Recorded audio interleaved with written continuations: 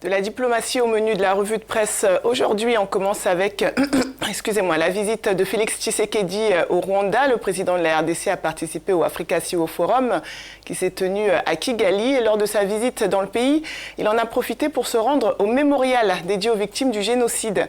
C'est une première pour un président congolais, comme le rappelle The Citizen. Les Rwandais ont apprécié ce geste symbolique, mais côté de la RDC, on ne peut pas dire la même chose. L'article rappelle en effet qu'historiquement, les relations entre les deux pays sont assez conflictuelles. Certains, côté RDC, accusent même le Rwanda de déstabiliser l'Est de la RDC et de piller les minerais du pays.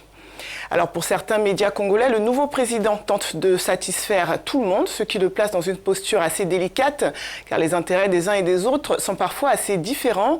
C'est ce qu'a voulu montrer le site Actualité CD avec ce dessin, où l'on voit Félix Tshisekedi en équilibriste, tentant de satisfaire à la fois sa base, c'est-à-dire les membres de son parti, mais aussi le FCC, plateforme proche de l'ancien président Joseph Kabila, les jeunes militants et activistes de la Lucha ou encore la fameuse communauté internationale.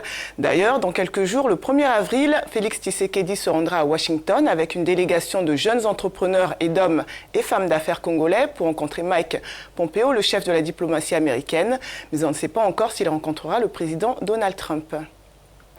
Dans quelques jours, Omar El-Béchir se rendra en Tunisie pour participer au sommet de la Ligue arabe. Et selon le HuffPost Maghreb, dans un communiqué, l'ONG Human Rights Watch demande aux autorités tunisiennes d'arrêter le président soudanais ou de lui interdire d'entrer sur le territoire. Alors la Tunisie est membre de la CPI et Omar El-Béchir, qui a été condamné pour génocide, crime contre l'humanité et crime de guerre au Darfour, est considéré, selon les propos de l'ONG, comme un fugitif international.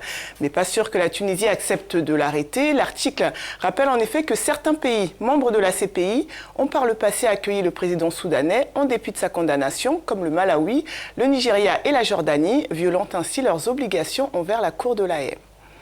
On termine avec le journal somalien Garowe Online qui nous apprend que le Kenya prévoit une fois de plus de fermer l'immense camp de réfugiés de Dadaab d'ici 6 mois.